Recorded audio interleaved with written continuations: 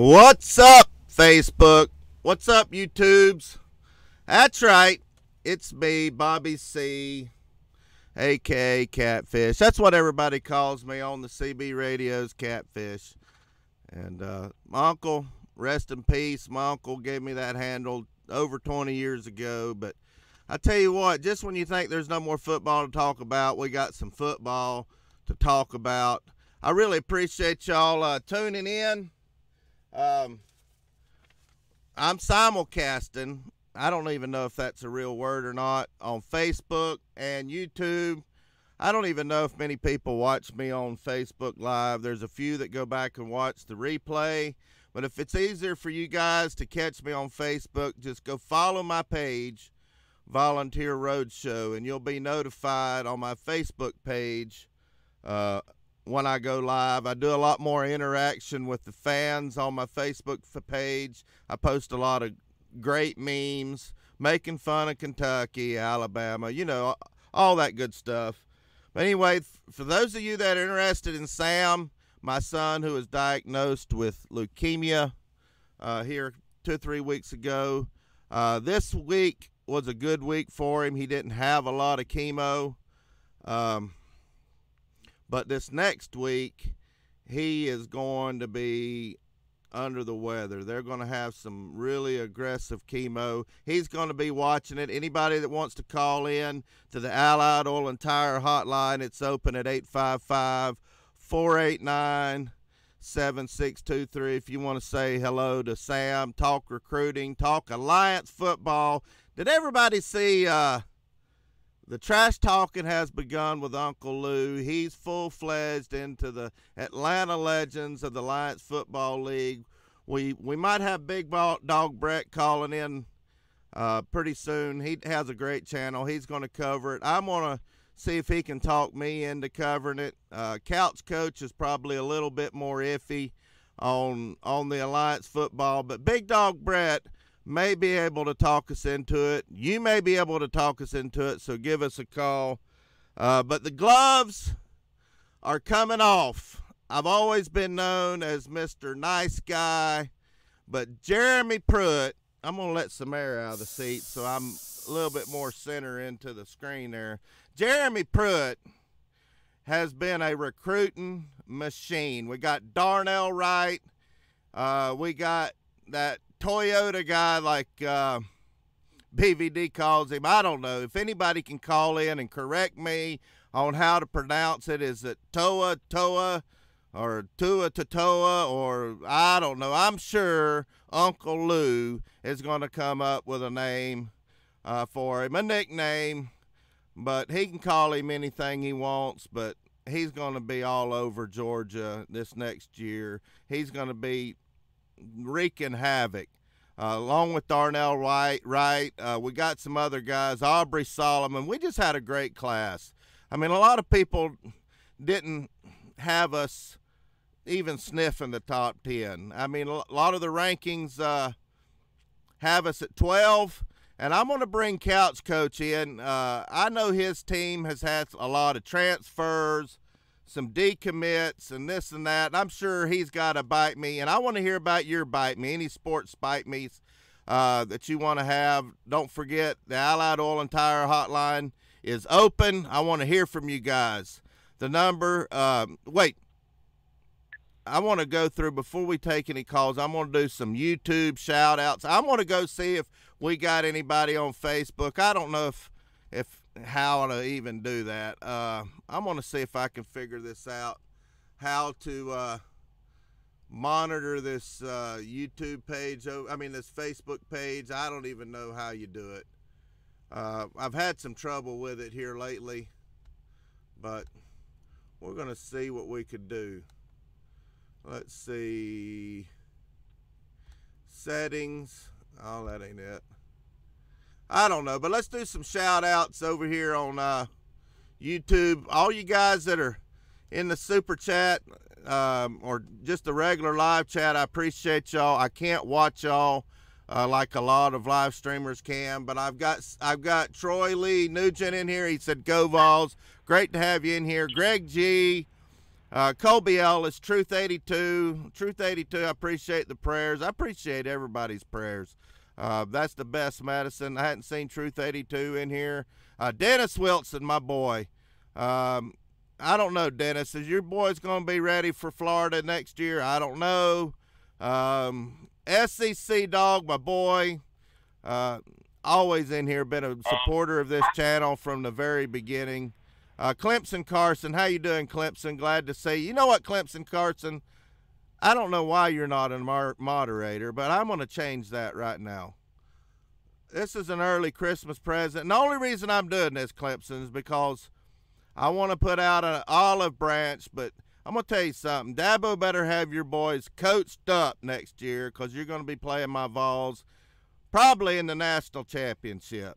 So I hope Dabo's got your boys ready because I know Jeremy Pruitt's going to be blazing for you. Killer Mime's in here, and King of Cans, he's my old trucker buddy. If you like to watch a crazy feller drink beer, work on old cars, talk about old cars, talk about just crazy, crazy stuff, go check his channel out. How you doing, Coop? Hadn't talked to you in a while. But anyway, I see I've got a call, but before we take the call, do you have a Bite Me couch coach that you want to put out there? Well, I don't have a bite me so much as I just want to say congratulations to Justin Fields for his hardship waiver. It was definitely hard fought. I know it is a severely hostile and tempestuous racial climate in Athens, but I take offense to his assessment that we are a racially charged climate in Athens, Georgia. I'll have him know that we are equal opportunity assholes in the Classic City. You all are worthless to all of us, whether it's the football team, whether it's the opposing fans. We are equal opportunity to everyone. But listen, hopefully we'll bring some of these callers in, especially some of my Georgia people, talking about, of course, recruiting in addition to this field situation and, of course, what this means for transfers. Does this even mean that we have to have a transfer rule anymore? Doesn't seem like that matters anymore. But absolutely wanted to give a shout out to your son, Sam. Hopefully things will go well for him next week. Always thinking of him, and it's always good to be able to talk football regardless of the talking season hype that we're getting into now. And as Catfish just displayed, talking season, hope springs eternal.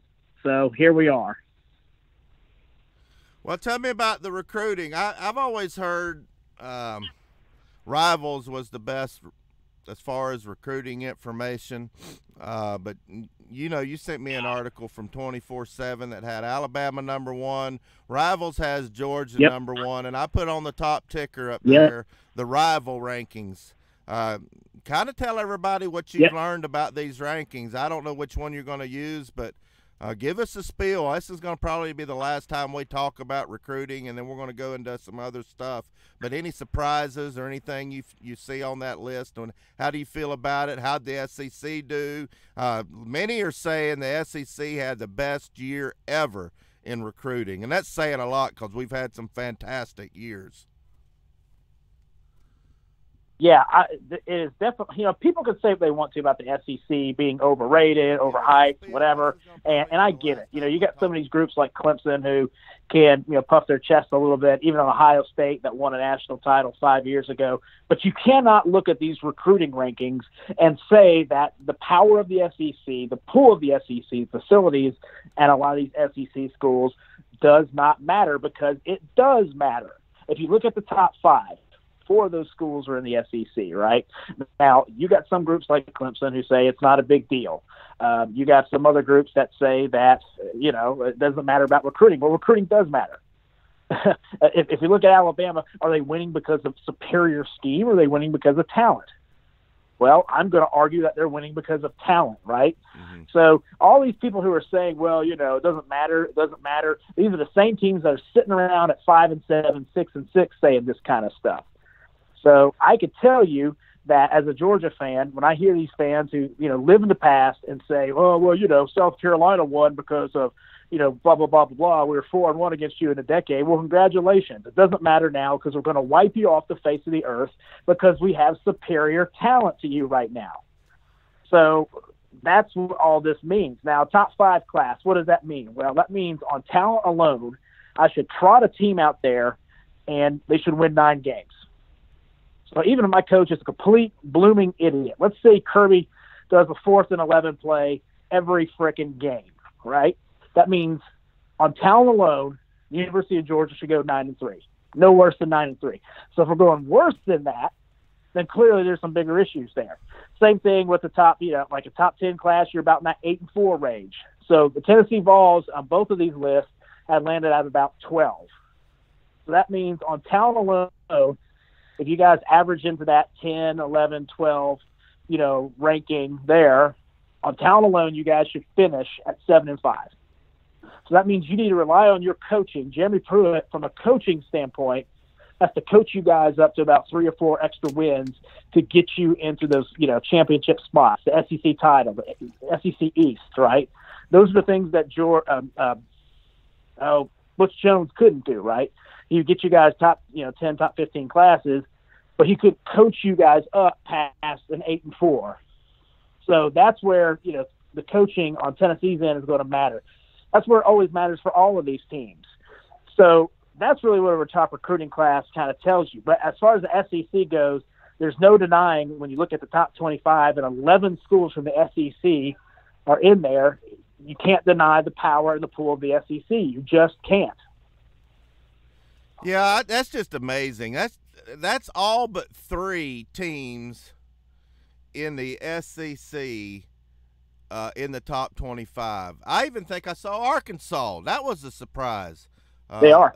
They're in there. USC Junior is right ahead of USC Senior.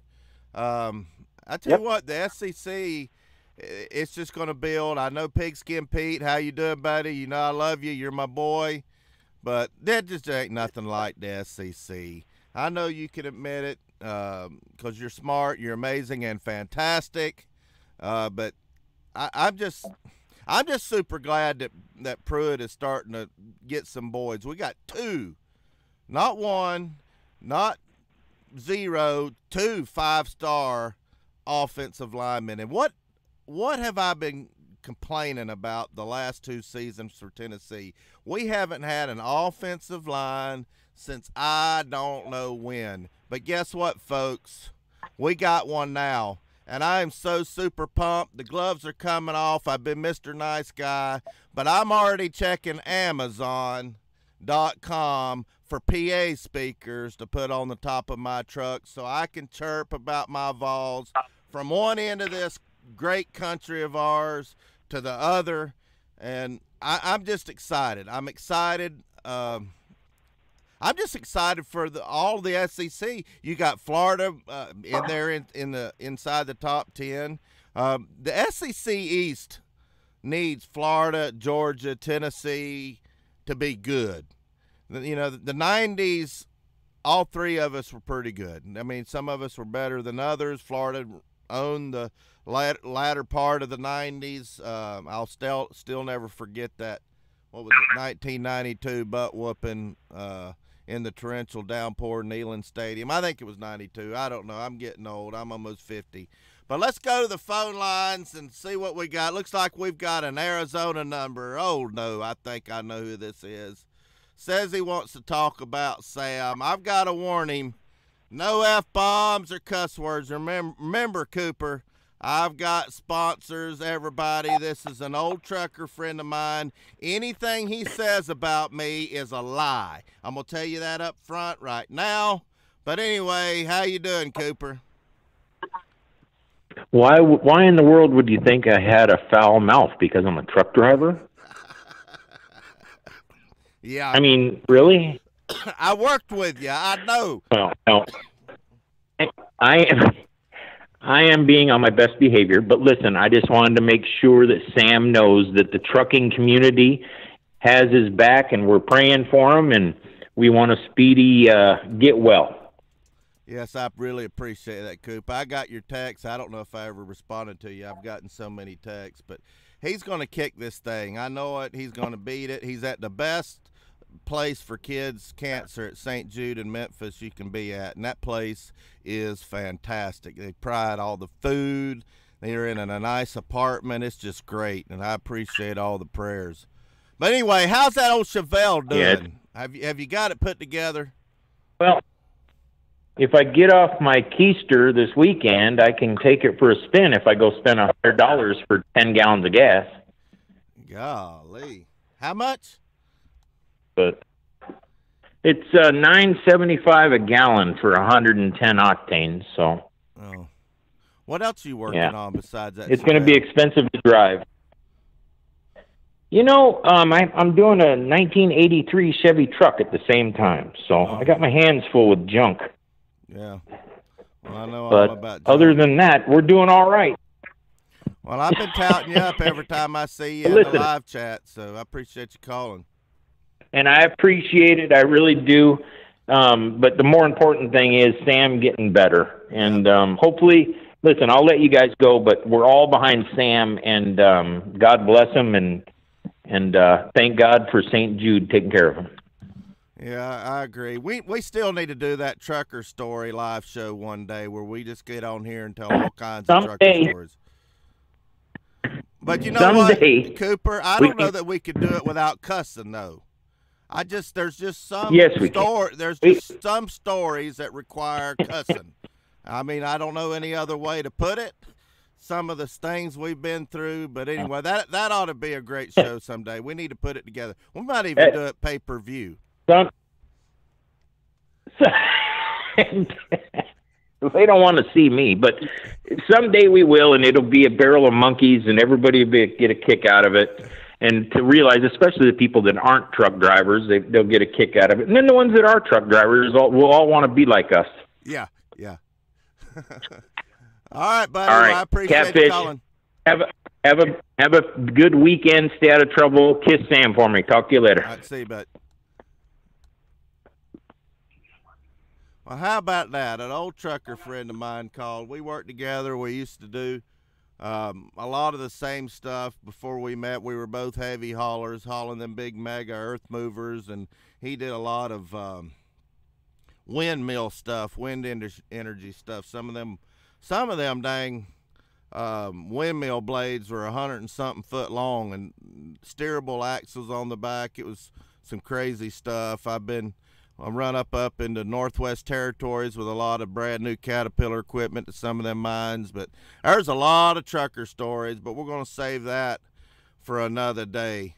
Well, anyway, Couch Coach, what else is going on? I was hoping Big Dog Brett, I don't know if I texted him or not, we were going to talk about Alliance football, and I want to see anybody in the comments section. Are y'all going to be watching Alliance football? Did y'all see Uncle Lou's hype video for the Atlanta Legends? Got Steve Spurrier coaching the Orlando Apollos. I'm pretty sure if y'all can talk me into it, and the phone lines are open, 855-489-7623. I might just jump on the Memphis Express. I don't know. What do you think about this developmental league for the NFL, Couch Coach? I can't even wrap my brain around it. I mean, I know like they're trying to, the thing I do like about it from a marketing standpoint is at least they're trying to kind of keep the regional stars there initially to appeal to, regional fans. So I think Aaron Murray's with the Atlanta group. So, at least that's something, I guess, to connect people in the off season. But, I'm trying to remember back to the USFL days. I was very, very young, and I'm trying to remember, how successful that really was. I mean, I know that Steve Spurrier actually cut his chops in the USFL with the Tampa Bandits, and that was actually, Burt Reynolds. I think he was like a part owner in that group or something like that. But I do think that it's an interesting place if they can utilize it right for potential coaches who might not get that NFL break, but are maybe looking at a job that's kind of a stepping stone to either a college job or something like that. And so I'll be interested to see I know that there's some different rule changes here and there, but we'll see how it goes. Like the XFL, I always felt like that was a joke. That was not anything to me, but what do you remember about the USFL? Anything really? Well, I remember the late, great Reggie White, Steve Young. started out there. I'm pretty sure Yep. Steve Young did. I remember Reggie White was with the Memphis Showboats. There was a lot of big names in the USFL. Now, I tell you the rule that's probably the most intriguing to me is there's no onside kicks. But if you want to onside kick it, you automatically get it. I think it's on your 25-yard line. Big Dog Brett's calling in here in a minute. He can go over the rules a little better. But anyway, if you want to onside kick it, you get it on like the 35 or 25-yard, your own 35 or 25, and it's 4th and 10. And if you convert, you can keep going. If you don't, it's turned over on downs. I just saw somebody, Space Mountain, mention Herschel was in the USFL. There was a lot of big names. Well, with Herschel, I remember, and this is just, again, my vague recollection of the USFL, was that, Trump had the New Jersey Generals, and Herschel was in there, and Doug Flutie was the quarterback. And so they had some decent years there. But I think kind of the knock on Trump, and this is, again, we're not going to get too political here, but I think there's kind of an expose on the USFL, which was, in a way, kind of a slam piece on Trump in that, he was really kind of positioning the Generals to fail so he could get an NFL franchise. And when that didn't happen, then he kind of was a part of shutting the league down. So, I don't know how incredibly true all of that was, but, that's what it's going to be interesting to see, because I think from Trump's standpoint, he always felt like it's hard to compete with an established product like the NFL in the spring, and you're trying to kind of reinvent the wheel a little bit and things of that nature. And that's kind of what's true for all these different leagues. So we'll be interesting to see what this league does in comparison to some of these other ones that have tried to attempt that in the past.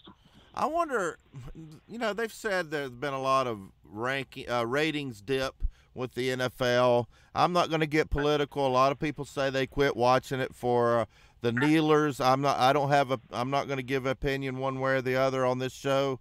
But do you think with those ratings dips and some of the product they put on the field in the NFL might turn some people towards the Alliance?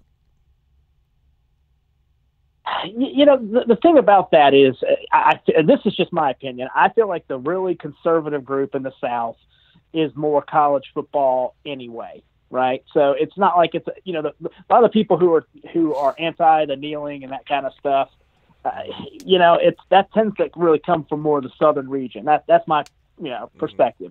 Now, what I do like about this new league is that it's, again, trying to connect people into the regional stars or people with regional history there.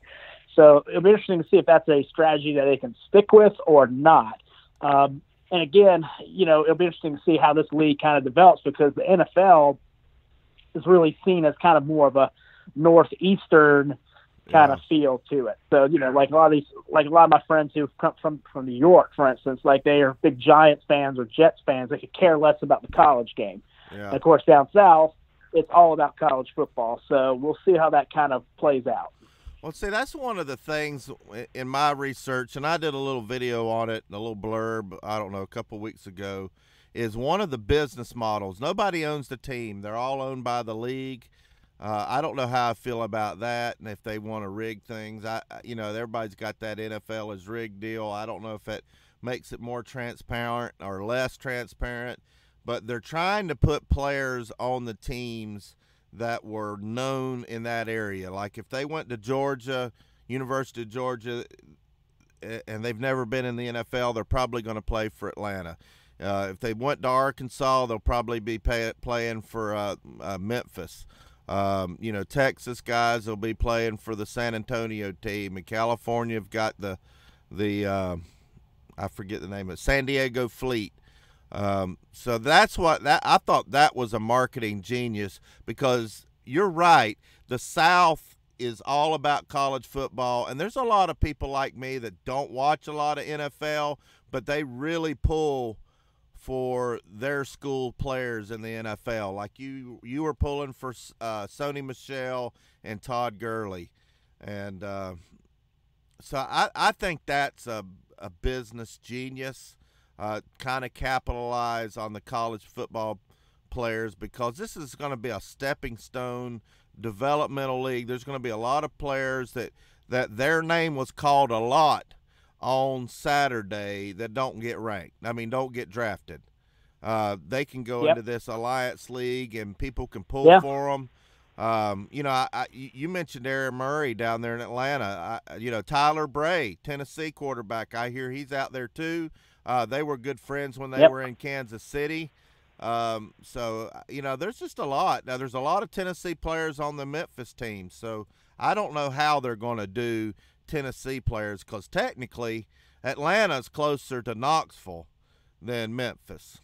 But, you know, if you take the whole state, you know, the middle of the state, Nashville's 215 miles from Memphis. So I don't know how they're going to do all that stuff. But there aren't any northeastern teams. That struck me. Like it's all southeast, South Texas, and then the West Coast. And I wonder if that has to do with the split allegiances. People up north are just diehard NFL fans, and they could care less about anything else. I don't know. Well, you might be right, and I think one of the final things about this is, you know, there was a great documentary series that probably came out about 6 years ago, and I'm a documentary nerd, but it was talking about the AFL and how that formed in 1960 and how it was only around for 10 years and how it eventually emerged with the NFL and things like that. And the AFL was really a proving ground for a lot of potential coaches who couldn't get jobs in the NFL or couldn't get a franchise or things like that. And what I want to see with this new league is something where it's a proving ground for the coaches and it comes back to innovation, because when you're at another league like this, because back in the day, you know, the NFL was the traditional juggernaut, right? It was about getting the talent and playing very conservative offense, defense. In AFL, you had to be entertaining, so it opened up the passing game. And so a lot of the passing rules that we see now, a lot of the showbiz part of the NFL, for good, bad, or other, came from the AFL. And so you see a lot of these guys with like the Raiders and the Patriots and groups like that came out of that AFL merger. People like Joe Namath from Alabama fame, who was able to develop his passing and things like that. So a lot of the passing innovated in the AFL and transferred over into the NFL. And so I would really like to see what kind of new offense or new offensive schemes or something that's going to innovate the game be used in this league as kind of a proving ground for future generations. Well, we got Big Dog Brett on hold, and I'm going to bring him on, and let's see if he can talk us. I'm almost over the ledge on being on board with this alliance. How you doing, Big Dog Brett? What's going on, Volunteer? How's it, buddy? I'm doing pretty good. Talk me and Catfish into this Alliance League. It starts tomorrow. I'm almost there. I made a video the other day, but Couch Coach is a lot more skeptical. There's a couple in the live chat that are skeptical. There's a couple of them that are totally on board. I don't know if you got to hear us talking about it, but give us a sales pitch of why we should watch the Alliance Football League or Alliance of American Football, AAF. Well, I can tell you a great reason for any Tennessee fan to want to watch football, especially the AAL. And that's because this league is going to be in the off season. Everybody already knows that. I think that this league is going to be a great way to see some of the talent that we saw on the field previously make a transition back into playing a pro ball or pro style. The whole thing's about second chances. And I think those of us, especially the diehard fans, kind of owe it to a lot of these players who have entertained us, who have played hard for our teams over the years, to say, you know what, I'm going to support you guys, and I'm going to give you my time and my attention to go out there and make a new impact. Now, Georgia obviously has a legend with Aaron Murray coming back. If you don't know who Aaron Murray is, he set a ton of records at Georgia, and I can go on and on about that, but I'm not. What I'm going to go on about is somebody who played at Tennessee, and his name was Matt Sims. Yeah. I think you guys know who that is, right? Mm-hmm. So Matt Sims was a really good quarterback for Tennessee. He's playing as a backup at Georgia behind Aaron Murray. So watching these players get back out on the field and get a second chance at their dreams of their career is awesome. So this is going to be a great stepping stone between college and the NFL pro style that we haven't seen basically ever. You know, these players that go play in the XFL, which it crashed and burned, and Arena League is not that much fun to watch, just doesn't have a following. This is actually put together by a lot of players and coaches that have played in the NFL. So you're going to be watching NFL-style talent at a pittance of the price. You can go watch a game, granted it may be a ways away, but you can go watch a game for $20. The Super Bowl costs $3,000. Not me and none of my friends can afford to go, but I can go on a weekend, especially during the spring when there's nothing else going on, because basketball is going to die off here pretty quick. There's going to be nothing sitting out there, but you got this. So one of the things I do want to note, and I want to make sure everybody understands, is that this is going to be very, very similar to NFL football, but they have changed some of the rules. Some of those rules are we're not going to have a kickoff. Me personally, I kind of like that idea because it's going to take a lot of the injury out of the game. So you're going to see this continue to, maybe push into the NFL some things that can impact the NFL.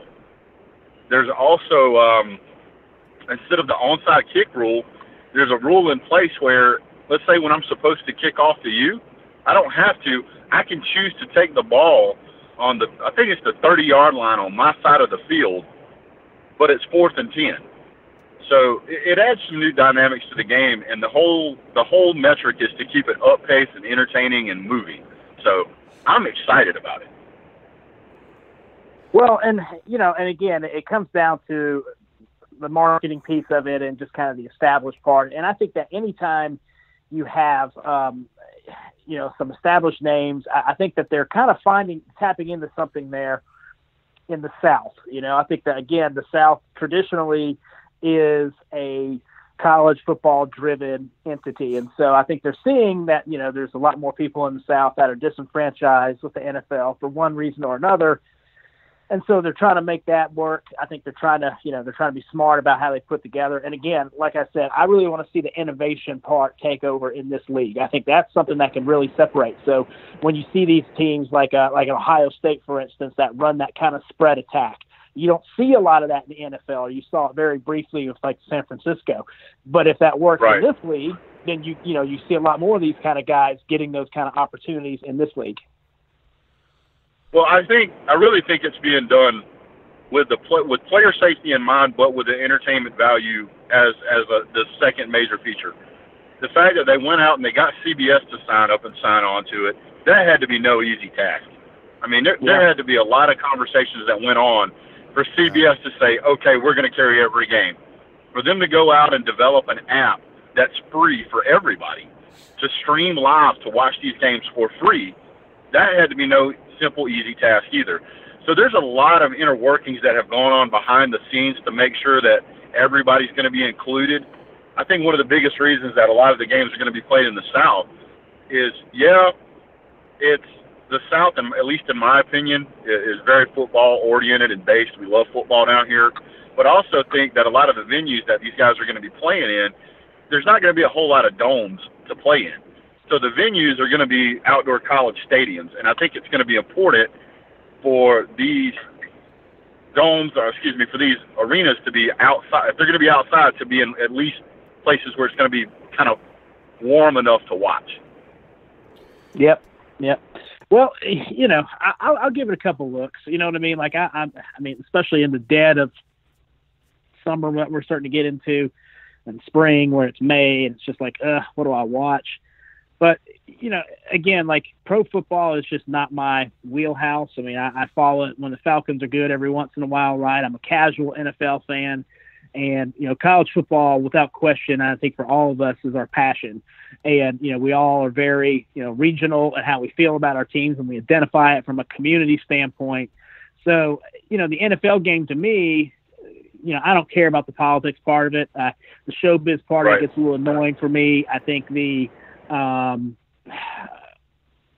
get a little aggravated with the rule changes that completely favor passing in at the expense of defense. And I hope that this league is not just going to be a flag football kind of deal too, because that's not really what I'm interested in signing up for. Well, I do know that one of the things there's 3 teams in like a 300-mile stretch. You leave Atlanta, Go out 20 to Birmingham, and you'll run into the Birmingham Iron, hit US 78 into Memphis, and hit the Memphis Express. Those three teams are awful close to each other. You know, I'm sure Alabama football had a lot to do with bringing the Birmingham Iron in there. And I hear Trent Richardson is playing for the Birmingham Iron. That was a guy that I thought would have done better in the NFL, and he got another chance. He just didn't pan out. Maybe he can do something. But we got a super chat. My boy, my one and only Patreon member, who sponsors this show, the call-in show, Shane Bentley, a great Georgia fan. Let me go up here and see what he had to say. He said, "What's up, Catfish Nation? Congrats, Fall Nation, on a snazzy recruiting class. Glad to see UGA get a 5-star receiver. Eat it, Auburn. Hashtag eat it, Auburn." You're right, Shane. My gloves are coming off. I'm already, I said it at the beginning of the show, Shane. I don't know if you were in here. I'm already trolling Amazon.com, looking for PA system, big old speakers to put on top of my truck so I can run my mouth from one end of this country to the other. But I appreciate the super chat. But anyway, I hate to interrupt you there, Big Dog Brett. What were you saying before I interrupted? I don't know. You got me so off track now because now somehow you've got a Patreon fan, and I don't have one, and he's a Georgia fan. You're going to hold that over me the rest of my life, aren't you? Hey, let me tell you what else I'm going to hold over you about Shane Bentley. He's always good for a super chat. Without him, I'd probably go bankrupt on this channel. But I've got 3 levels. I don't remember what I called them. I think level 1 is like the field goal level. Level 2 is like the touchdown level. And level 3 is the Hail Mary level. And you get all kinds of great stuff. You get my private phone number. You can talk to me anytime you want. You get to be on the show anytime you want. There's a lot to do with the Hail Mary. But the profile picture for the Hail Mary level is when Jawan Jennings put that nail boot in Georgia's heart, and I got a Georgia fan sign up for the Hail Mary level. What do you think about that? That's got to be some big time support right there. I can't hear you. You're breaking up real bad. You know, the hobnail boot will always be inferior to the hobnail boot. It just will. Man. You know, like Yep. inferior play. Inferior, play selection. I mean, Georgia beating Tennessee when they were, 11-1 is always going to be better. And of course, Larry Munson is always going to be superior to anything that comes out of Tennessee. So, you can have the hobnail boot on the fluke play. We'll keep that hobnail one all day long, and the legend of Larry Munson alive. You know what I hated about the hobnail boot more than anything is, we were talking about this the other day on the phone, me and Couch Coach. I believe it was Ains led us down and like 2 minutes left. We were behind. Clausen. Clausen, that's right, Clausen. Scored the touchdown with like a couple of minutes left, maybe less than 2 minutes left. And I was feeling really good. I remember I was in a Kenworth dealership getting my truck worked on, and I freaked everybody out when he scored that touchdown. I believe, who was it, Henry or whoever? But anyway, we went up, and then dang it, Green to, I forget his name. Is it Hayes or something like Ron that? Hayes, sir. Yeah. Hayes. Oh, yeah. Man, that was a nail in the heart.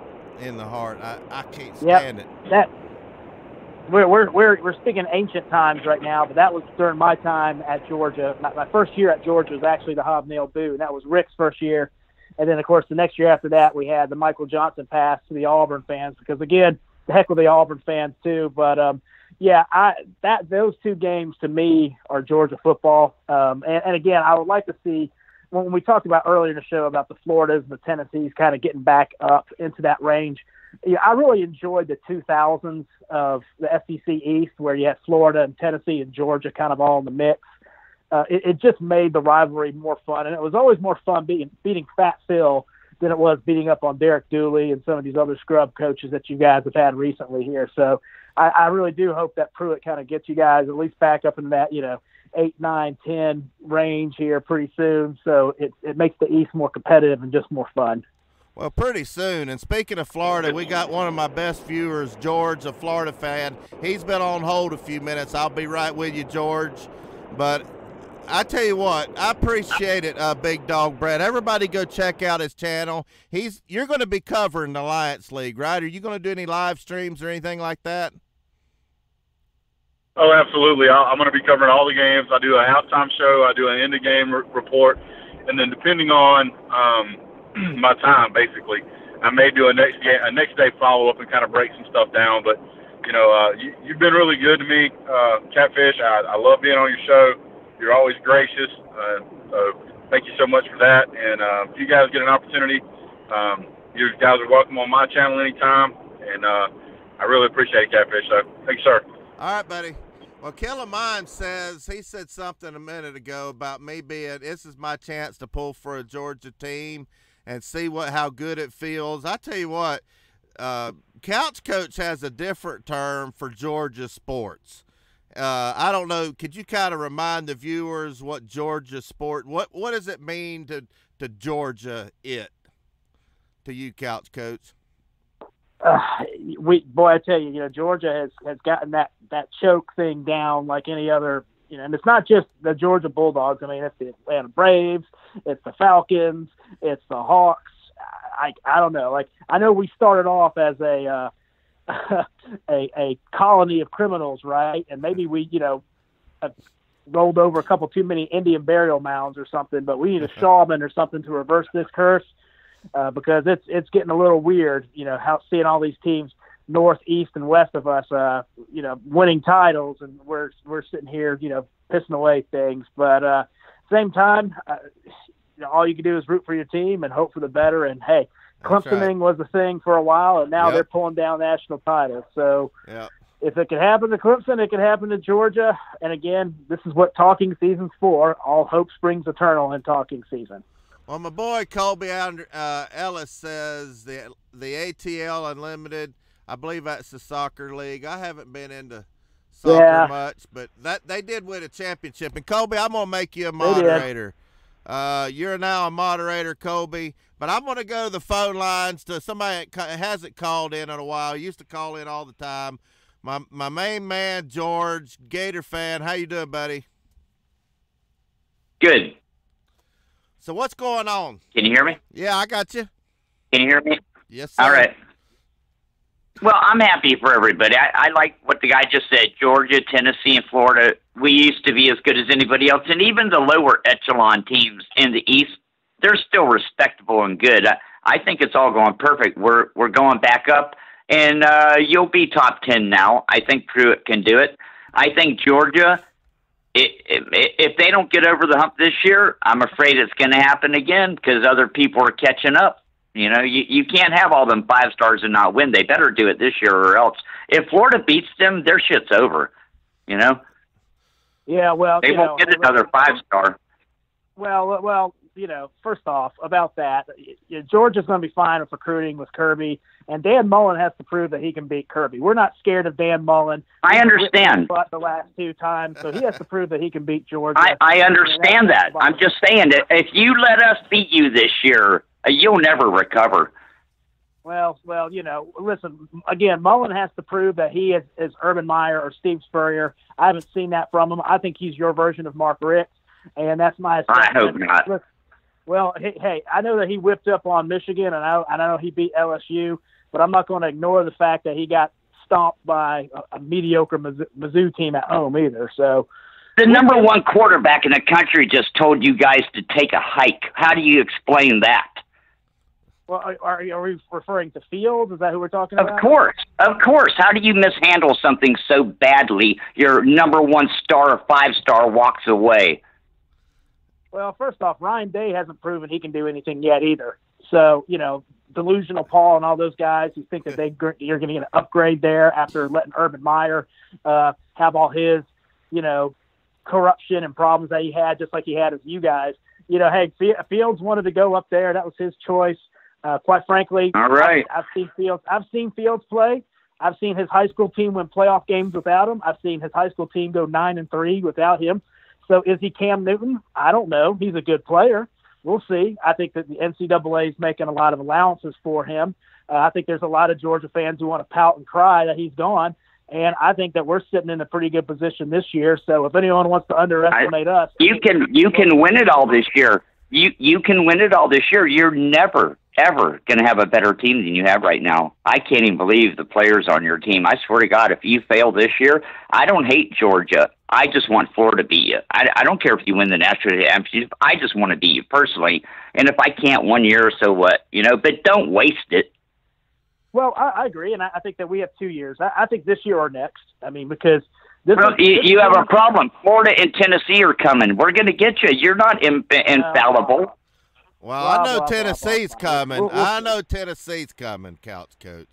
Tennessee is coming. Well, It's going to be like playing chicken with a freight train here in a year or two. I promise you that. Hey, guys. You guys, go ahead. Go ahead. No, I hope they overlook Tennessee. I really do. I hope they get it in their head. It's a free game. Go ahead. No, well, first off, you guys sound like these South Carolina fans from this past year telling us how we had to worry. He's making it personal now. We had to go into Williams-Brice and be scared of all those chickens all of a sudden. You guys, this isn't 1998. This isn't 2008. You guys are what you are right now. We're sitting in the if Jake Fromm goes fishing this summer and hurts his wrist, you're in trouble. You know that, right? We got DeJuan Mathis. We'll be fine. Hey, listen, Jake Fromm, well, according to all the Jake Fromm haters, all he does is hand the ball off. So that should Hey, can I change the subject for a minute? I never get to talk to Catfish. Can I change the subject for a minute? Sure. Yeah, dude. Yeah, you're good, man. Okay, I was a herdsman on a dairy 20 years ago, right? Uh-huh. And I go to this convenience store on the way to work. Well, I live on the farm, but I go to this convenience store in town. There's an Arab guy that owns it, and he tells me his kid has leukemia. And I said, I'm the herdsman on this dairy down here. I said, I'm going to bring you a quart of pure colostrum every day, as often as I can. And you feed it to that kid. And I said, don't you ever tell the doctor what you're doing, and don't give him nothing the doctor gives him. And every time you take him back, the doctor will say he's getting better, but don't ever tell the doctor. They'll take your kid away, the medical mafia. The guy, I moved away. I went and told him, I gave him like the 20th quart, and I said, I got a better job, I'm leaving. 10 years later, I bump into that guy, and he falls down and kisses my feet and says his kid got better. He did exactly what I told him. And I only told him because some old person told me. Google that. Wow. I know there's a lot it's an immune system problem. And there's, if you could, maybe a pure woman's breast milk colostrum would do it. But the cow colostrum works, and you can buy it in a powder form if you can't you have to find an organic dairy that really cares, and you get good colostrum. It's antibiotics, but the good kind, not the bad kind. Whatever the medical mafia does is just criminal. And I don't blame the doctors because they're all retards. They're brainwashed, they're stuck in debt, Yeah. Anyway, I'm done with that, but I just had to say that. It really happened. The guy lives a mile away from me. Yeah, the guy lives a mile away from me now. He bought a different convenience store and moved to a different city, and I bumped into him again. Isn't that amazing? Yeah. Yeah, that's a family of, they're Arabians, they're Arabs. The women wear those masks over their face. They think I'm God. I saved their kid's life. You understand that? They probably drink camel's milk if they're Arab. I don't know. They maybe camel milk colostrum or something like that. I'm just saying, there's all kind of hope, just different things. I just don't like the doctor way. Yeah, and even with the doctor, sometimes, somebody gets better sometimes. Yeah. Anyway, Tennessee, I'm glad that Greer threw that pass to Callaway. Oh, my God, greatest day of my life. I had money on that game. Jesus, that was scary. And Georgia, you've had your fun. You better win this year. Last chance I'm going to give you, Georgia. You're not going to win next year. We're stocking up. All right, shots fired. I appreciate it, George. I got one more call, and we're going to go ahead. All right, love you guys. Bye. We got Aaron Ross. He did. I don't know if some of y'all seen. He did a Tennessee basketball video for me. We had a little glitch in getting the footage to me, but How you doing, Aaron? What you got for Catfish and Couch Coach? I'm doing pretty good tonight. How are y'all? Good. Excellent, sir.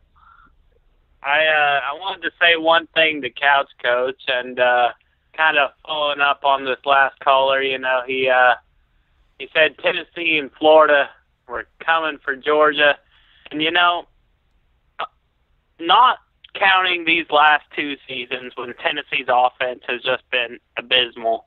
Tennessee generally usually plays Georgia tough, and Georgia should always be prepared, and Tennessee should always be prepared for that to be a tough game, even if the time comes when Georgia's not any good. Tennessee should always expect Georgia to give them a tough game.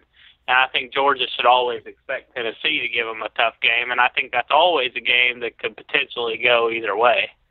But after saying that, I will say that Georgia has got the best team that I've seen Georgia have in a long time. And honestly, the last caller said that Georgia's got a year or two. I think they've got a year or two before Kirby Smart hits the road, because after seeing what Georgia did to get rid of Mark Richt, who was winning, 9-10 games a season, but wasn't winning the national championship, wasn't beating Alabama for the SEC championship. I think Kirby's got a year or two left before Georgia pulls a Mark Richt on him and says, hey, you ain't getting it done in the times that it actually counts, with the players that you got. So I'd be more concerned about that as a Georgia fan. Well, I don't think Kirby Smart's hot seat is anything is about as safe as anyone not named Nick Saban or Dabo Swinney. I mean, I don't think we're annoyed with kind of how the season ended last year, but I don't think anyone wants to get rid of Kirby Smart. I think Kirby Smart, next 2 years, he has to beat Alabama and or win the SEC. That has to be the focus right now. You win the SEC, you get into the playoffs. 1 loss, 2 losses, 0 losses, you get into the playoffs if you win the SEC championship. So he's got to do that this year, and or he's got to beat Alabama this year. Or a better way of saying that is he's got to get out of his own way and beat Alabama this year. I think Georgia, if you're looking at a really, really early prediction for them, I think they'll go about 11-1. But again, if they can't get past Alabama, they're 11-3, 11-2 football team. If they get past Alabama, they get to the playoff, well, then all of a sudden we're talking about a special season this year. So what's the common denominator there, right? Find a way to beat that team in Tuscaloosa. But as far as Florida and Tennessee, I mean, listen, 2020, 2021, I think that's where you guys are going to kind of start competing with us.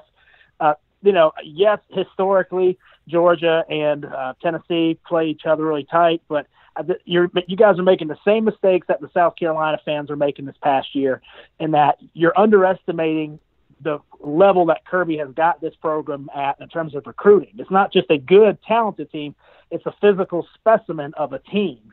And so, that's where Tennessee has to get to from a talent perspective to go out there, because these days of where, we're just going to kind of half-ass and not show up, that's a Mark Richt trait. If Kirby Smart has a bye week like he has against you guys this year, he's not going to overlook a Tennessee on the SEC East schedule. He's going to overlook something that's going to be like a Texas matchup where his guys are drunk or half-assing around and not caring. But I can promise you he's going to get his team ready for Tennessee. He's going to get his team ready for Florida. He's going to get his team especially ready for Auburn, because I think he's low-key not a fan of Gus Malzahn. Yeah, right. And I think it was the same thing with Jeremy Pruitt, and I think that's one of the big reasons that we beat Auburn this past season was he ain't a fan of Gus Malzahn and Auburn coming from Alabama. But, I wanted to talk real fast on the Alliance football. When they first announced that, I wasn't too excited. I was like, it's just another XFL attempt or something. But, the more that I'm reading about it, and the more that I'm studying about it, it actually has got me kind of excited about it. I think Catfish might have said this in one of his videos. You can correct me if I'm wrong.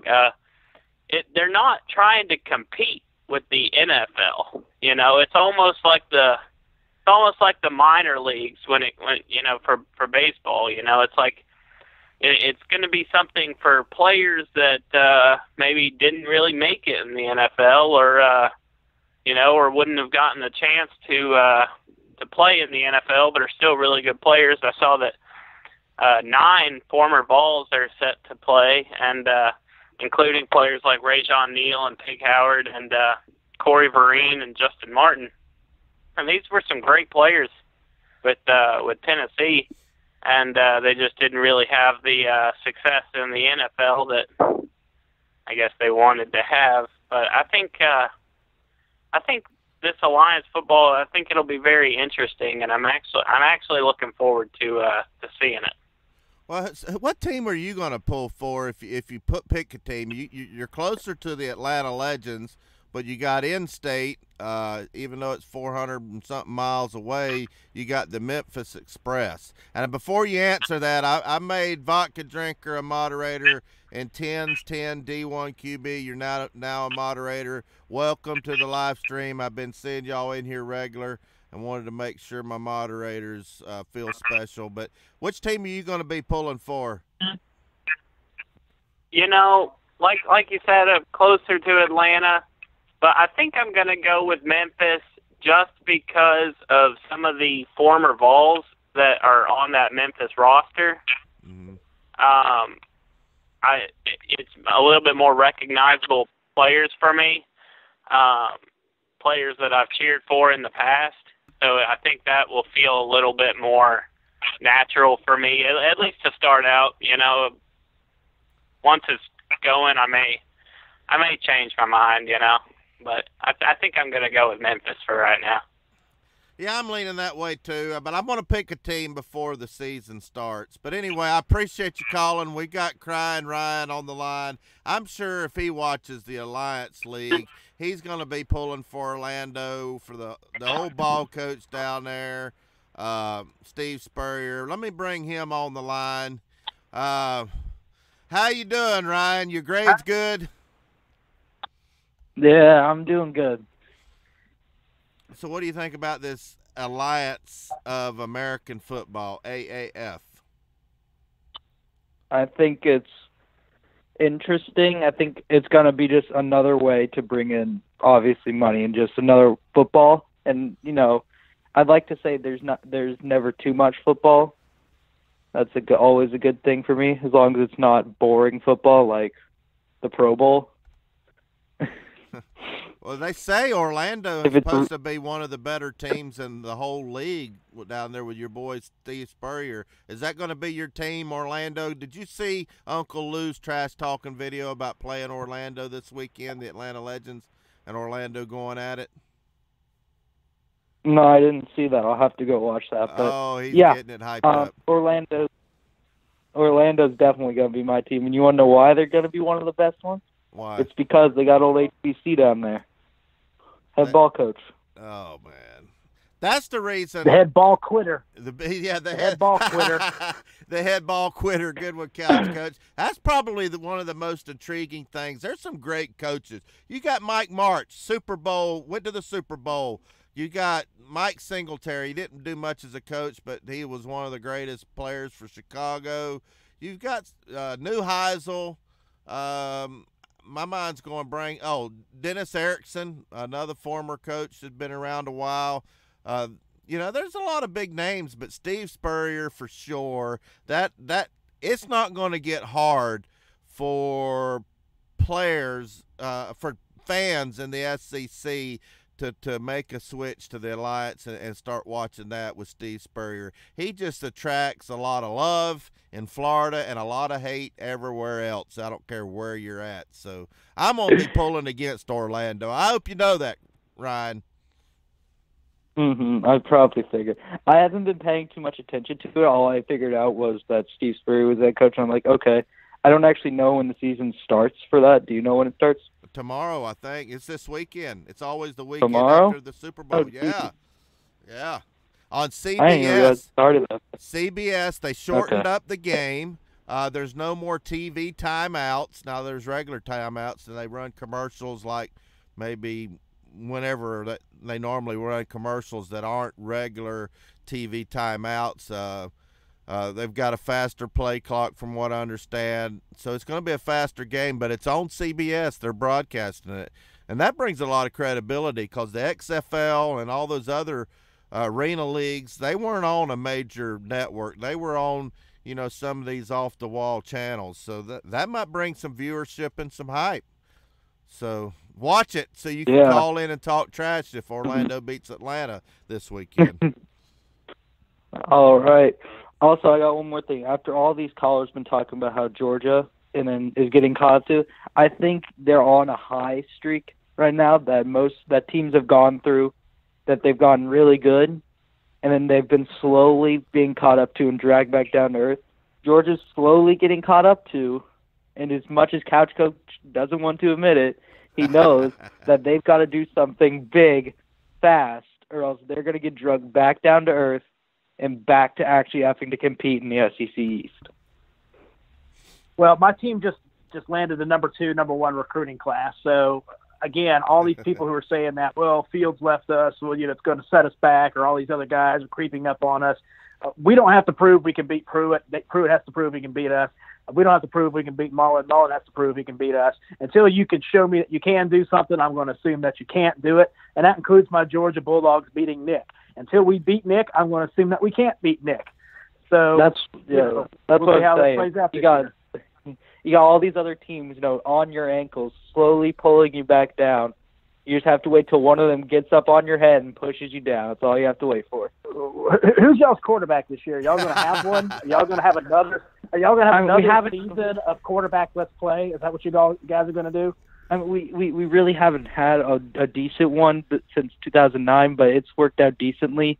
That's not the best. 10 years, sir. It's kind of been like, we've kind of been carried by the defensive side, but I think we'll have an above average quarterback. Wait, did you hear that? Florida with an above average quarterback? Haven't heard that one. Well, who's it going to be? Emory Jones, Felipe Franks? Who's it going to be? I feel like Mullen has done a lot with Felipe, more than most people thought was possible. But I don't know. It's just going to come down to how they practice in the offseason, because obviously Mullen bringing in Emory is a big play. He's a very good dual-threat quarterback out of high school. I think he was like the 4th or 5th ranked one. Justin Fields was 1st, I think, in that class. Correct me if I'm wrong. And he's a very good dual threat, and it's just going to come down to whether Felipe Franks shows better strides throughout practices and keeps the starting job, or is Emory going to be there? I feel like Emory is probably going to start, because what happens if Emory transfers because he doesn't start, right? I was just going to bring that up. I feel like you better be careful if they start Felipe. Emory may be gone, because he supposedly, every Gator fan I've talked to, Emory Jones is our future quarterback. So I think he's the future too. He could transfer. Nobody thought Justin Fields was going to transfer. You ask every Georgia fan all the way up until the day Justin Fields announced he was looking to transfer. Every one of them said there ain't no way he's transferring. Look what happened. Everybody is in this transfer portal, which I still don't know all the rules. So coaches have to be careful when they've got a number 1 recruit sitting on the bench. This has opened a door that I think college football is going to regret. Well, here's my deal. Here's my deal on that too, because I've already dealt with our prima donna situation. Maybe these number 1 recruits could do a better job of looking at the actual situations and say, "Hey, I'm going to play here, or I'm not going to play here right away." And I think instead of expecting the entire program to just bend to the whims of some 18-year-old wonder kid that happens to come around once every 30 years or whatever they said this kid was. Yeah. Yeah, I think that's what Emory kind of did, though, because he was going between a couple schools, Ohio State being one of them, and then he sees Dan Mullen, who was the first person to ever offer him when he was at Mississippi State. He has connections to Dan Mullen, and then he sees that Florida's QB situation is not the best and thinks that he can outwork and make his way up in 1 to 2 years, which I think he will. And, yeah, I also think the reason why, if there's going to be a reason Emory doesn't transfer, I think it's because Mullen worked smarter with QBs than Kirby did this year with Justin Fields, because Mullen impacted packages that weren't just hand off the ball. Like, Emory actually threw the ball. He got multiple touchdowns. He got he got in 4 games max to save his red shirt. Mullen implemented Emory throughout the year, even against teams like Georgia. He put him in against Georgia. Yeah, I didn't think Emory was ready to go in there because I just didn't think his arm was good. And then I saw him play, and I was like, okay, this kid's showing really good strides, getting him game time experience while also giving him his red shirt. That's very smart by letting Dan Mullen just let him out there, let him loose. Well, I thought Fields would have been a great fit at a place like – see, this is what I don't understand about a lot of these kids now, because they all want to go to the super programs and be the best player on the best team. To me, it always makes sense to do what Cam did or do what Dak did, which is go to an Auburn or go to Mississippi State or, heck, even go to a Florida like a Justin Fields should have did. I mean, he would have started day one if he went to Florida, right? And he would have – that was a team that went, 4 games, 5-7 or 4-7 last year, whatever.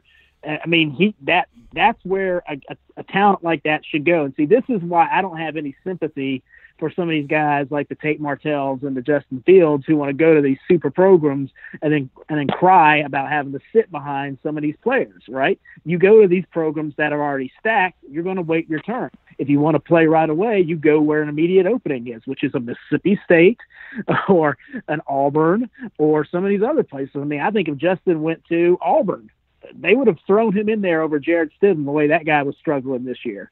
So, again, whose fault is that? Is it the players and the daddies not looking at things right? Or is it the coaches, trying to pull the wool over everyone's eyes? So that's kind of my take on it. Well, Ryan, I tell you what, you surprised me. For a Florida fan, you put some sentences together. You sounded smart. You articulated well. Now, the content that you were talking wasn't quite coherent, something about Florida coming back and all that. That was a little loopy. But, man, you're always a good call. I'm proud of you. I'm glad you're doing good grades. And you better call back Monday. And I hope Orlando loses 50-0 this weekend to Atlanta. Man, Catfish can't even understand anything that doesn't have basketball in the name anymore. Say basketball in the sense, he doesn't even understand you. Do you believe this, Cash Coach? Yeah, basketball. I don't even know what's basketball. What's basketball? I don't know what that is either. That's what I've been asking. I've been asking Catfish to explain that to me too. What is that? It's called the sport in which Tennessee is the #1 team in the country, and we're kicking butt. Did y'all see? I'm going to read you real quick. I'm going to read you a quote by, and don't go anywhere because you got to hear this, Crying Ryan. Here's what Coach Pruitt said. He said, I lost count of how many times I've walked into a recruit and the TV showed our basketball team kicking somebody's ass. I love it.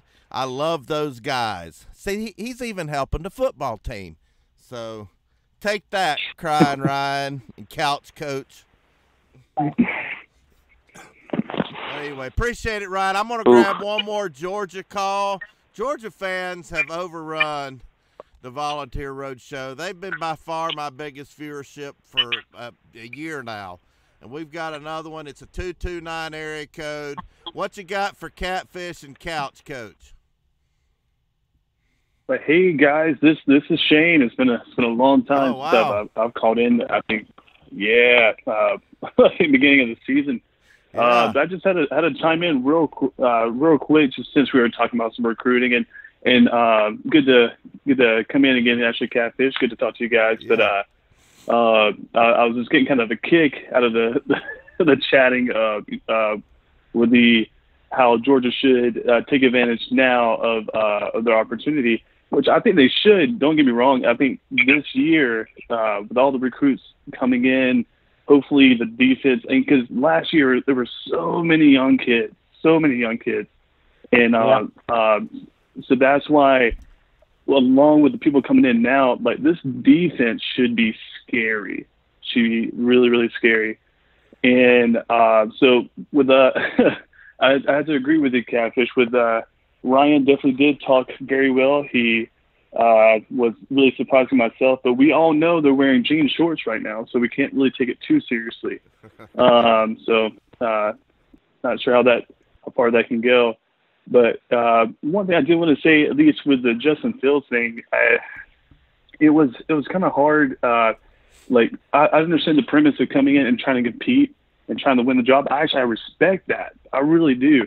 The part, and I was gonna say just giving it 1 year and going, that's where I have a problem with. But the thing is, I think if he had committed to it, he would have actually been a very amazing quarterback within the amount of talent that Georgia has. That's what's baffling me, because Georgia has so much talent there. Take advantage of it, man. It may not be your year right now, but once Jake Fromm's gone, dude, you have a lot to work with. And the last thing I'll just say about it is that the times we did see him play, I know he was saying that he just ran a lot, but if you really did watch his playing, it's like he freaked out really quick, that he didn't really want to pass, and said he wanted to run a lot of times because he didn't see maybe the first guy he wanted to pass to was open. The best throw I'll say I saw him do was I think it was to Hardman against I think it was Massachusetts Couch UMass, I think. Yeah, I know what you're talking about. Yeah. Yeah, it was a beauty. I was like, dude, if you can work on that, you're gonna be sick. But I was just surprised he just let it one time and just hauled out. So we'll see how he does at OSU. But either way, just wanted to kind of come in and kind of mention that. And to all the other SEC teams, I'll say this really quick because I agree with the Couch Coach. I think this is the year that Georgia does beat Alabama. But I'm with you until it happens. You can't really say it does. But if they do beat them, I think this will be the year they win it all. Just because that's going to be such a huge momentum shift for them. But either way, I just wanted to kind of chime in real quick on that, you guys, and say hi to you, Catfish. It's been a long time. Being glad I could support the channel in any way we can. But just wanted to come in and kind of share some thoughts, see what y'all thought about that too. Yeah, man. Couldn't have said a lot of that better myself. I mean, definitely with Georgia. Yeah, I mean, and listen, I agree theoretically of what these guys are saying. I mean, yes, the East is getting better than it was 2 years ago when Tennessee and Florida were horrible, right? Getting blown out by 30, 40 points. So that shouldn't be how either of those programs should be operating, right? But I do think in Georgia's perspective, I think that we have the talent there, but do we have the chemistry and do we have the leadership? Because that team that we had 2 years ago, you had a lot of those kind of guys like Roquan Smith, Nick Chubb, Sony Michel that would punch guys in the chest and be like, hey, let's go when things weren't going right. And that's not something I saw last year because we just had a lot of young pups out there. So I think, Jake Fromm's going to have to step up from a leadership standpoint. I think someone in that run game needs to be the guy. Either it needs to be Zamir White or it needs to be Swift. And if we're having some durability issues there and it's kind of a committee backfield, I don't know how I feel about that. The defense, I 100% agree with you. I think that front seven is going to be scary, scary good. I think people are really underestimating that part of it because that was a weakness for us last year. So again, but like you said, I mean, it comes down to can we beat Alabama? But that's also assuming that we're going to see Alabama out of the West. And I'm going to tell you that Texas A&M, I'm telling you what, gang, Texas A&M is kind of low key, kind of good over there. And so it may be an LSU, it may be a Texas A&M. I mean, we like to think it's Alabama. We don't know that. That SEC West is getting tough too. Does Alabama play at Texas A&M or is it vice versa? They're playing at Texas A&M, and both teams have a bye week before each other. I tell you what, at Texas A&M, I saw a little article about the top 20 players in the state of Texas. 10 of them committed and signed with Texas A&M over Texas, Houston, Oklahoma, all the Big 12 schools that normally get some. 10 out of the top 20 went to Texas A&M, and Texas is a hotbed for high school football. Yeah, totally. It is. So it should be an interesting season, fellas. We will have plenty of time to be in our land of delusion before we actually kick off. So I'm glad for all the Florida faithful who chimed in, and I'm glad that Florida fans are getting their balls back a little bit so we could take it from them again. So it's always good when Florida's good, so we can just stomp them out. I haven't forgotten the Spurrier days. I haven't forgotten the Tebow, fascination with Jesus Christ Superstar down there. So looking forward to playing them anytime we feel like it in Jacksonville. Well, I appreciate it, Shane. I got your message from my Patreon page. Was you giving me your number? I just been real busy. I'm on input that number on my phone. Oh no, man! And I appreciate your support. And man, it really, really means a lot. But what did you guys have before we go? The last thing I was going to say, one thing I'll give Florida credit on is that they haven't been shut out of the game. And I think it's been a long time. I know that's what Georgia was really trying to do 2 yeyears ago. So let's see if it happens. I don't think it will, but if Georgia's defense can be what they can, you hear it first. I think this will be one of the best chances Georgia has to kind of shut them out. But either way, it was good to kind of catch up with you guys, and Catfish good. I'm glad to be able to help in any way. But I appreciate you guys having me on. It was good to chat with you guys. I appreciate it, buddy. Thank you, sir. Take care, guys. Couch Coach. This has got to be top 2 shows we've done. Callers have been fantastic. You agree? It's up there for sure. Top 3. I seen Ryan talking about Tebow was sent straight from God. I wonder why Tebow isn't in the AAF. Could it be that he can't throw a football or something like that? I don't know. Let me give Jesus Christ Superstar a little shout out here tonight, because I run a special needs operation myself. Night of Wonder that his operation does, his nonprofit does for individuals with special needs. That's going on tonight. So a lot of prom pictures you're going to see. So check out his nonprofit on that. It's a good thing that they do, and of course it's going on to a lot of churches throughout the country. And so just wanted to give Captain Metrosexual a shout out there for what he does with that population there. Definitely. I'm just ribbing Ryan. He's definitely a class act. I saw that, what you're talking about. Now, I hear he's getting married, and I can't believe it. She's smoking hot. I don't know how he landed that. Golly, for somebody that can't throw a spiral to save his life, got a good-looking future wife. I tell you that right now. But anyway, all the things I want to say right now. But go ahead. Yeah, I was setting it up. I appreciate it. Anyway, I'm still under the weather. I appreciate all you guys. Appreciate Couch Coach. He always makes me look better than I am. He's always on here, always ready, always eager to help me with the show. And you guys in the super chat on the YouTube side. I'm still trying to build my Facebook following. So I don't know if anybody's watching on Facebook, but if you are, welcome. I pretty much got my start on YouTube here last season, and the callers, the fans, y'all are the one reason I do it. Me and Couch Coach say this all the time in private. What makes these live streams is the callers. Without the callers, it's very much subpar. It's subpar anyway on our part, but we're no ESPN, but the callers makes it. Shane Bentley, a Patreon member, called in. I'm glad I got to speak to him. And Ryan, always a great call. All you guys, Aaron Ross, George, who else called in? Who was the first caller? I forgot now. My memory's not too good, but anyway. I appreciate it, guys. Appreciate y'all praying for my son, Sam, who's at St. Jude. Appreciate all the support. And we're going to check on out of here. This show was so good. It went, let's see, how long did it go?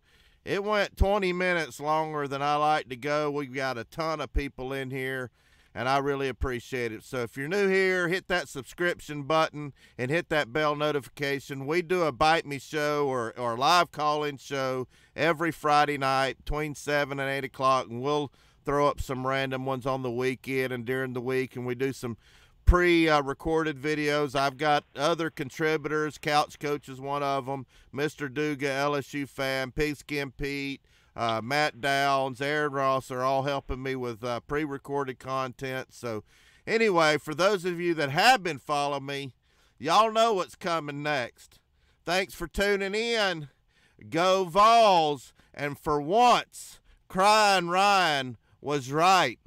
Tennessee is nipping on Georgia's heels, and we're going to be a contender and might even knock Georgia off of that SEC East pedestal next season. I promise you that.